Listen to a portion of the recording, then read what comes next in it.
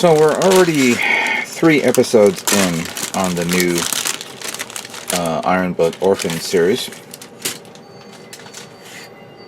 and I have to say, it's about time we start seeing a Gundam series with balls. I mean, a Gundam series doesn't come to its own on episode 1. Usually it takes another episode to flesh out a few things. Try to, how can I say, get a foothold on everyone's interest. And you could tell that during the course of episodes 1 and 2, there was some sort of underlying issue or event that was not properly explained. It wasn't. Now, I don't think it's still even explained. It's basically how deep the character is. Where's my clippers? I just had it here a minute ago. It's how well developed the characters were and such. Hold on a second. Okay, here we go. Alright, so where were we? Yes, basically the series is starting to kick in full swing, and with the recent episode that we just saw, well, let's just say the main character takes no guff. It's like, I commented this before, there's no more whining, no more backstory, no more, repeated flashbacks, no more unusual cockpit designs.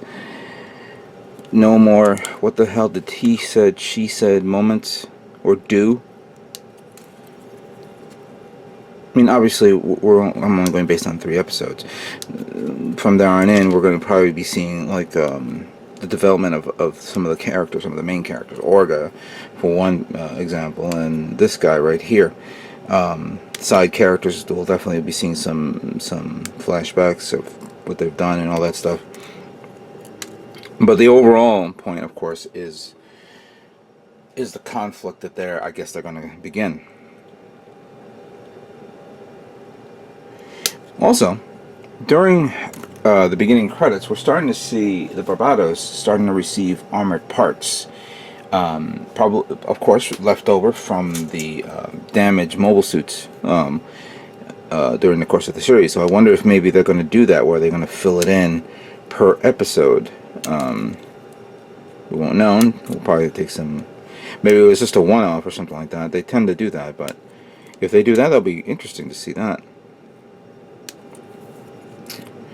Which, of course, brings me to another thing, because I wanted to do detailing in ways where not only I want to make this kit, I want to make the other kits as well, and then have the ability to remove the parts and put it on this without damaging the paint, without damaging the idea.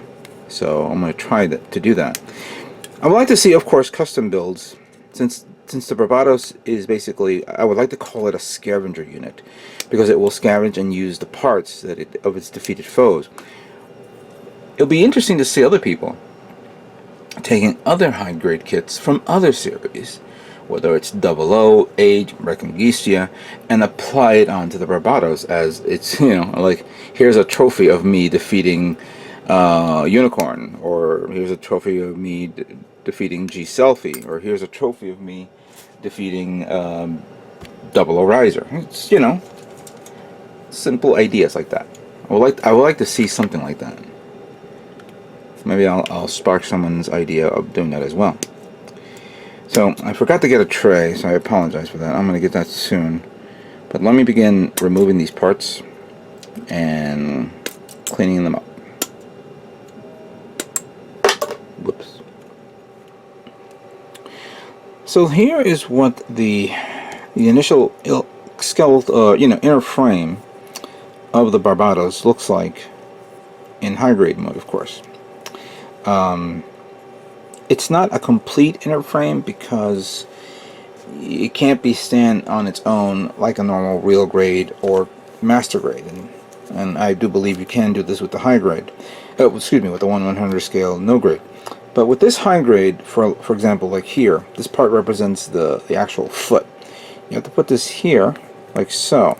But there's no part to hold this up. The only thing that holds this up is the actual leg, excuse me, the front armor, which I will put on here so you guys can see. I haven't cleaned this up yet, but I might as well do this for shits and giggles so you guys can see what the overall look would be. There's the other armor. Here you are. It's pretty much like they try. I guess maybe they were trying to do it, but they said, no, I don't think this is going to work. We're going to have to put on something there to hold it up into place, and this part here, this whole front armored part, is going to have to do. I think I saw somebody try to do this, but it didn't work. So yeah, here's what it looks like, which I like how it is. You know, you can pivot like this, and since this is a high grade, you don't have the capability of turning it this way, left and right. I mean, you could do this, but that doesn't go any further. You definitely wanted to see it go, you know, turn it in this direction and that direction. This is limited to this high grade, the 1/100 scale version. I highly doubt we're going to have that problem. Nevertheless, this is still a worthwhile, an ingenious design either way. Here's the part of the head, which of course I can put on this. The problem is it needs another part, kind of like the same thing with here, to hold this plastic part into place.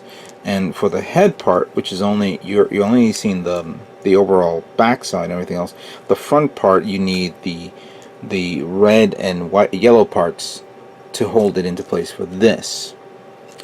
So I'm still in the stages of cleaning this up. I just wanted to show up the inner frame, how it looks. Here it is in the back.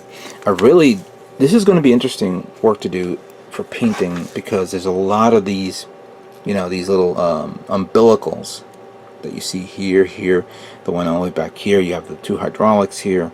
You have something that looks like hydraulics here in the back, and of course these long umbilicals here in the back area here. And then of course the arms, you have these two front parts here. So, oh, and there's one other thing that I've noticed. During the course of the build, I noticed some extra parts. These two little parts here, which I'm going to assemble like this. This actually goes here, but replaces this part with another plastic armored part that puts together. And supposedly, and I'm going to show it off here, you have that extra armored part that is shown right there. I don't understand the significance of it. It doesn't lengthen the part. It just gives you, I guess, an extra armored part for something like this thing. I don't know why. I guess I have to review this a little bit more. But yeah, like here, as you can see, you have to take that apart, take this apart. Where is it? This part, so you can make it like this, and then of course put on the shoulder parts here. But either way, I decided not to do that. I wanted to keep it even, straight, and you know, and whatnot, just so I can show you what it looks like. Yeah, I mean, the inner frame looks really nice, and I'm going to have to review some other parts to make sure I have everything right. There's another part that goes here for like holding this back thruster, but yeah, I'll take a look at that while I'm cleaning it. And surprisingly, you only get one set of hands. Only one set. You don't have an open hand or whatnot, or a fist. You're just getting the regular grip hand where it holds a weapon or you know, whatnot. I didn't see in the updated package, you know, the weapon set that we'll be seeing with the series, where it comes with extra manipulator hands, but maybe it's there and I haven't noticed it yet. Alright, so this is a cool first take of how it looks overall. I really like it.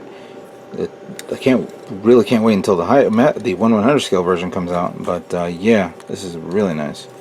So let me just continue cleaning up the remaining charcoal parts. I have to clean up the weaponry. Then I got to move on to the armor, and then we will begin priming. Oh, I almost forgot. So these are the weapons, of course, of the Barbatos. There's the massive katana, which looks really nice. Sanded it down, looks pretty good. I'm going to detail it later on. But the heavy mace one is the one that I wanted to look into, because even though I know that in episode 3 we saw this one come out and have this like a hidden impaler to impale the mobile suits, I've been meaning to try something on this hammer type thing to give it more detail. Now, I've never done battle damage, you could say. So I decided to use my hobby knife and cause some scar marks here. And I'm going to sand it down using this filer. So give it a little bit of impact.